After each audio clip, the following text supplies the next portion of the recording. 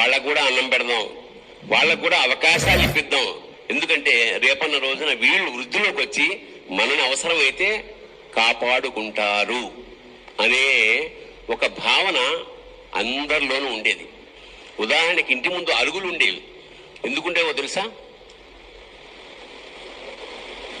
గృహస్థు భోజనం చేసే ముందు, తన అన్నం తినే ముందు ఒక్కసారి బయటకు వచ్చి అరుగు మీద చూసేవాడు. చూస్తే ఎవరన్నా ఉంటే బాటసారి, నాయనా భోంచేసావా, దాహం వేస్తోందా, మజ్జిగ ఏమైనా తీసుకుంటావా? ఎందుకంటే అభ్యాగతి స్వయం విష్ణు అంటారు మన సాంప్రదాయంలో. ఇవాళ అరుగులే లేవు.